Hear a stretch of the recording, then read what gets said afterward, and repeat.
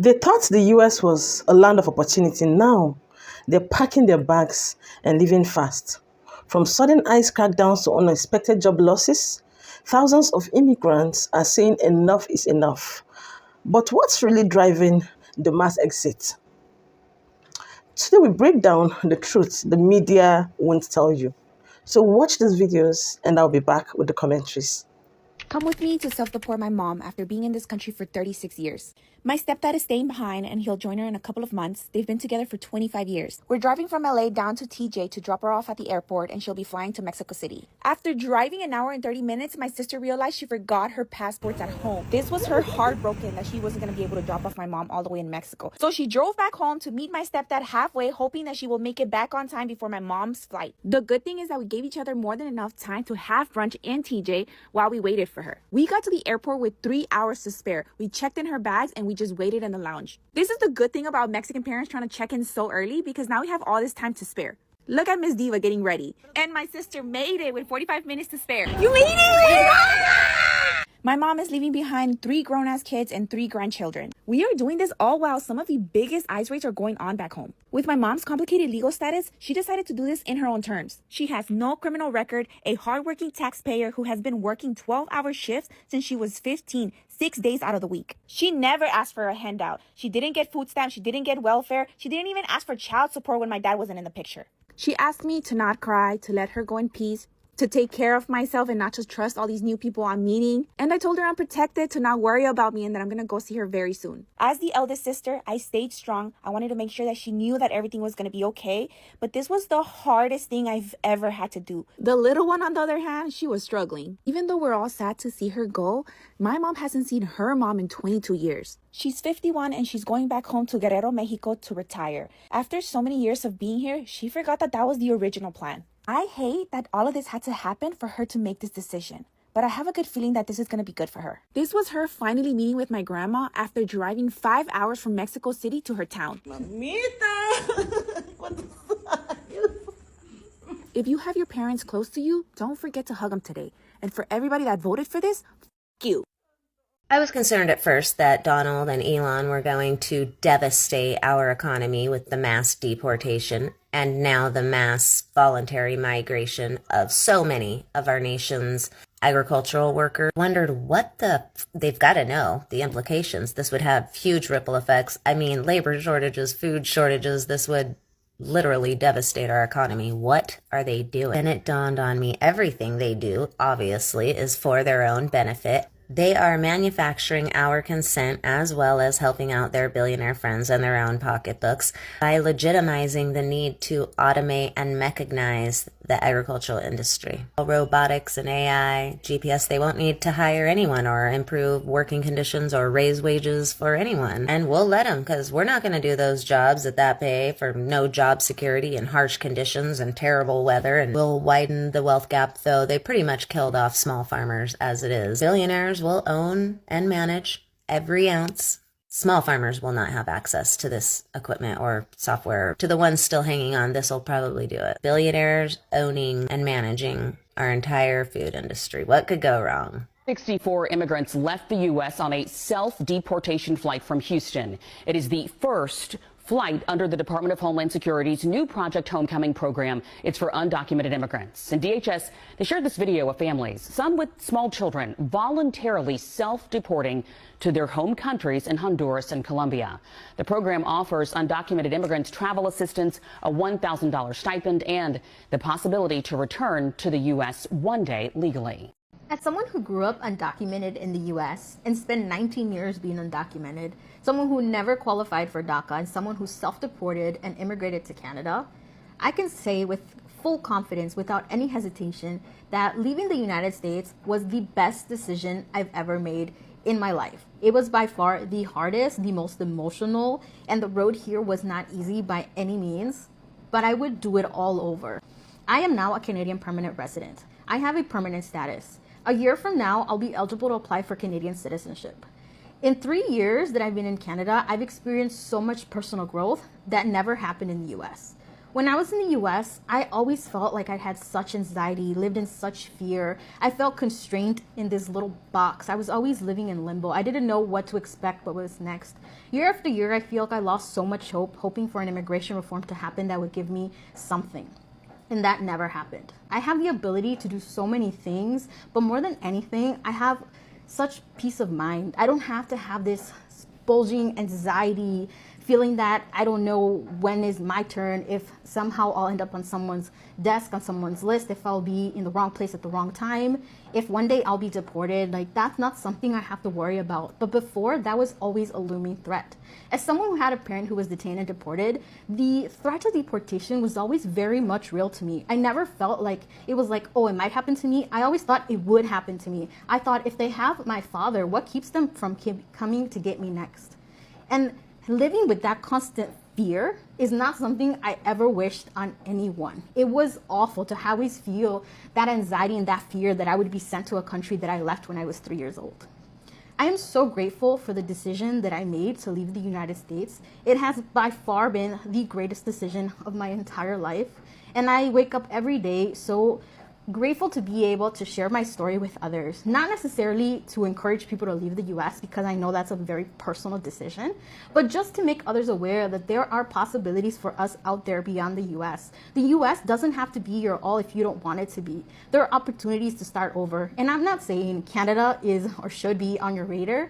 Canada has worked for me and it has become my home, but I know there are so many people who have left the United States and are now spread across the globe, and they are a story of inspiration and of hope. So if you're someone who is thinking about the possibility of leaving the US, either to return to the country you were born at or to try to start over in a new country, just know that undocumented folks are powerful people. They're incredibly resilient. They're incredibly hard worker. And there isn't a certain obstacle that I know we can't overcome, because we've lived a life of struggle. And even with all the challenges and obstacles that were placed in our path, we have overcome and become one people that is just beautiful. So if this is like a little message of encouragement that you needed, please take it. I am always here to answer any questions or just talk to you if you just want to talk to someone. But know that it is possible. You don't have to stay in the United States if you don't want to. Yep. I'm off. I'm deporting myself before I get deported. I'm going home. I'm going home. I'm going home, guys. Please, please, please, please, please. Wish me good luck. Because I've been threatened on this app many times that I'm illegal, I'm going to get deported. I don't have to wait to be deported. I will use my 2 legs and boom, vamos, I'm out. Should be you guys have peace now. I've left the country. I deported myself. Happy now? Okay, watch out. We'll be more than happy to help, and for those customers who have already ordered assistance to leave the aircraft, please do remain seated until the aisle around you is clear. And as always, Standing outside the Roosevelt Hotel, where thousands upon thousands of migrants have been housed over the past 4 years. We know New York has taken in over 300,000 migrants. What's going on now? We've talked to a lot of migrants. They say they're afraid. A lot of them have their bags packed and they're leaving to go to different places in America. Some have said they're going to North Dakota, Kansas, Oklahoma, places in the center of America. A lot of them also have said that they're going to places like Colombia. They're actually deporting themselves. The Venezuelans say they cannot go back to their country because the country will not take them back. So they say they're going to go to places like Colombia, Nicaragua. They're afraid Donald Trump has taken over and they think he's going to go through with his deportation. So they're wanting to get out before ICE comes in, raids, and takes them out. This is what is going on here in the Roosevelt as Trump has taken over, and the migrant processing center is closed, so no new migrants are coming in, and the migrants are starting to deport themselves or to go to different parts in America. People are leaving America. People are bailing out of America in high volume numbers. The big news and the State Department, they'll never give you this information, right? You got to put 1 + 1 together. The first voluntary self-deportation plane landed in Honduras recently, right? I don't even know if some of these people are from Honduras. They just know it's a way out of here, and they're getting paid. They're getting paid $1,000 from what I hear plus their airline ticket is booked. Okay? Who knows where some of these people are really from, if they're really enduring. But they know it's a way out of America. So they took the opportunity. You get what I'm saying? And let's keep it a buck. Don't pretend as if the program they set up, the self-deportation program they set up, is so good that they're getting people to leave. You're not getting people to leave. People genuinely want to get out of America because it's such a mess and it's so dangerous. It's a genuine need that people have. They want to get up out of here. You don't understand. They make it seem like, oh, our program is so great. Look, it's working. We're making people leave. No, you're not making nobody leave. People want to leave. There is a difference. You dig? And watch this. The number one natural resource is people. What keeps America rolling is immigrants. That's what keeps America moving. Without immigration, a good immigration structure in place, America will be nothing. We all know this. Without a good immigration process to keep America going, America will mean and become trash. They said it there. You understand? On top of that, you now have local people who are from the United States who are getting out of here. They're getting out of here, out. Right? Because the atmosphere that's created by this administration is one that fosters a danger to a lot of people. So people are leaving, man. Watch your social media. Watch people on the internet. Watch everything. You'll see it. You'll see that people are leaving. They're getting out. Okay. Bet you never do this. Run free flights to different countries and say, hey, if you want to get out of America, you can get on and never come back. Get on this plane. I bet you never do that. Yeah. I bet you never set up free flights in every city, every state, and just say to people, for those who don't want to be here, get on these planes. You don't have to come back. Bet you never do that. I bet you never try to do that. Yeah, because you know this bitch will be empty. This shit will be empty. Ain't gonna have nobody here. You dig? So of course, yeah, people are leaving. So keep doing the self-deportation flights because a lot of people want to get up out of here. And not only that, do other flights for just regular people who just don't want to be. Bet you never do some regular flights and say, okay, Americans who don't want to be in America, here's a free flight plus $1,000. You don't have to come back. Bet you never do that. People seem to be under the impression that we're not moving to Mexico because we couldn't afford it or because we couldn't meet the financial solvency. And while our reason is financial, it is not those reasons. I want to address those two reasons, and then I'll tell you the real reason. Affordability. We were not moving to Mexico for affordability. We knew that our standard of living in Mexico would be lower than what our standard of living is here. Yes, I'd be earning US dollars, but we would have less US dollars because my husband would not be working. And we would have expenses there that we don't have here, like private school. Also, we were going to be living in a more expensive area. Our plan was to live in Playa del Carmen. That is a more expensive area. So it evened out to the point where our standard of living actually would be lower there. So it has nothing to do with affordability. We understood that going in. Secondly, financial solvency. We probably could meet the monthly income for financial solvency, but if not, we definitely could meet the investment income or the investment, I don't know what it's called, for financial solvency. We would just have to wait a year. We'd be using the profit from the sale of our home. We'd have to put it in a bank, let it set for a year, and then apply for residency. And that was not the issue. The real issue came down to earning US dollars. We do not want to be tied to the U.S. economy. We feel that is a great risk right now, given the instability in the U.S. And we don't know what's going to happen with the U.S. dollar and the U.S. economy. And we don't want to be earning U.S. dollars. Earning in pesos in Mexico We looked into a couple of options. It just seemed really impractical, and very precarious. There was no security there. So we are just looking at other options to where we can earn in local currency. That's it. And I had mentioned this in a prior video. There are 5 countries in the world that recognize my degree where I can immediately go into their country and start working. So we're prioritizing those 5 countries.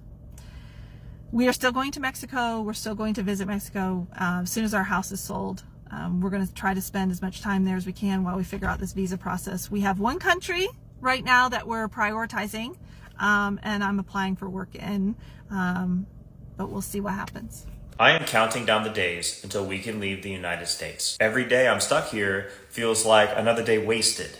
It feels like another day of not eating real food, another day of not having health care, and another day of not being able to go anywhere or do anything because there's no such thing as a third space in this country. It is the most frustrating thing in the world, knowing exactly where you want to go and not being able to do it yet. Whether that's waiting on the visa or immigration bureaucracy or just being stuck in the state of Florida like me. I'm not delusional, okay? I know Portugal isn't perfect. We've been there, okay? We felt the difference, the food, the people, the culture. And being stuck in this holding pattern is such a horrible feeling. When you know you're leaving and you can't go yet, and you are on the sinking ship and there's nothing you can do. You can't just pack your bag, pick up and leave overnight. Immigration isn't romantic. Paperwork, it's compromise, and a lot of waiting. I know I'm not alone in this. If you're also stuck in this weird in-between waiting period right now, just know that there are other people right there with you. At the end of the day, we just put one foot in front of the other. And it's not a matter of if, it's when. The very latest, I'll be there this time next year. And I guess in the grand scheme of things, that's not that long. But every day we're trapped here is just another reminder as to why we're leaving. And when the time comes, we're not looking back. Look at this. Assalamu alaikum. Why would I choose this piece? Go back to America where everybody's sitting up, gang banging, running around in 90-degree weathers with ski masks on. Why would I leave this? Why? For what? What? Like, let me know. Somebody, like, let me know. Why would I choose to go back into a toxic situation like this? And I'm here. Nobody got guns. You don't hear no gunshots. You don't hear no crazy music. Why would I go back? Are y'all crazy? You get these messages when you going back. But never. What, are you crazy? Y'all stuck on stupid, man. All in my DM talking about when you going back. Ain't you ready to go back? For what? Man, y'all crazy. That's the problem. Y'all nuts, man. Stuck on stupid. Y'all the problem. You know, yeah, I figured it out. I am a first-generation American, and I will be leaving the U.S. soon with my family. And when I tiptoe around this topic with my parents, they act as if I have gone insane. Along with some friends, they directly told me, quote unquote, "Oh, I'm so sorry you have to feel that way." Don't we all feel that way? It's a little crazy right now. And with my parent, it's always the topic of, oh, the U.S. is the best, it's safe here, it's not going to be like that everywhere you go. But that's what got me like questioning and pondering, like, why do you think that way? Something wrong if you feel that way. Because if you go on the internet, people are living well outside of here. And I want to see what's going on. I feel like I'm settling. I feel like we're settling here, living in the U.S. And somehow we're all brainwashed to think that this is the best. This is all we can get. It's like that toxic boyfriend that's telling you, I'm the best. You're not going to get anybody else who love you. Like, what? Ooh, I reeled this back. Because sometimes I get real triggered when it comes to my parents. Because originally when I was little, they told me, oh, one day we're going to go to the U.S. and it's a land of the free. You get your passport and then you have the freedom to go anywhere you want. Because in Vietnam, it's really not like that. They don't even want you there some of the time. Like some of the country, you can't even get in. And now that we're here, somehow they're conditioned to not go anywhere. And to me, it's like maybe they don't see it, but I see outside of that because I remember what was told to me. And now that I have the power, I have the freedoms, is what they call it. You know, I've had my passport. Now I want to go. Now I want to live the life that they originally want me to be. And they somehow forgot that. And I feel like a lot of Americans is like this. Like when I meet like a youngster or like somebody that like live here and never moved out of the state that they're in, it's like, oh, you're going what? Like it's so shocking. Like why? You know you can leave, right? That's what your passport does. And you can come back. Well, in some cases. So anyway, wrap this up. I refuse to live in fear. my parents somehow fear-mongering themselves into believing the stuff that they hear or see on the internet, but they don't really know any better, you know. The world is really messy and complicated, so I don't blame them. They just don't know what they don't know. But to those who's questioning yourself, don't settle, okay? Don't settle. Like, you only have one life. Would you want to live in fear? And if you have kids, would you want your kids to live in fear? What are you teaching your kid if you don't get up and leave, even though you feel every single bone in your body that you need to leave and this is not right? Just go. It's not the end of the world. You can always come back. And what you teaching your children is not to live in fear, to go after what they want, to go after what they feel is right. And it's my right to leave. Woo, child. So here are the 3 reasons why I think these people are leaving. Because right now, a lot of people are leaving the USA. As I speak to you, they are self-deporting themselves from USA. Let me tell you 3 major reasons why I feel a lot of people are self-deporting. Fear of detentions. Yes, of course, you know what is happening with the whole ICE and all of that, right? That should be like the number 1. Nobody wants to go to the alligator Alcatraz and all of that. Then number 2, we have the economic pressure. Things are beginning to become very expensive. People can't even afford it. So they'll feel, instead of, getting to cope with all those things, and they just keep waiting to see what will happen. They just have to go, right? Then the last one, I think it should be the government crackdowns. Because right now, people will not be able to go for immigration, whatever. And so government will start cracking them down from those points as well. Right now, I forgot to say something about economic pressure, because right now, America is going through recession. Yeah, I think so. Because the cost of living is even very expensive. So how do they go through it? You see them saying they want to leave. In the real sense, nobody wants to leave America. No matter how bad it seems, nobody wants to leave it. It is a land of opportunities, a land of a lot of things. But now, looking at the present government we have right now, or the present regime, you have to sit down, count your cost, and think if this is really, really worth it or not. You get it? So this is even bigger than anyone thought. Of course, nobody saw this coming. Nobody saw all of these things, right? Nobody even envisaged it at all. So would you stay and fight or leave if you're the one? Would you stay and fight and leave while you can? I want to see your thoughts in the comment section, right? Let's talk about it. Would you stay or would you leave if you are the person? Do not forget to subscribe, like, share, right? For more videos like this. And I'll be back next time. Thanks for watching Global Gist with Beejay. I love you so much. Bye.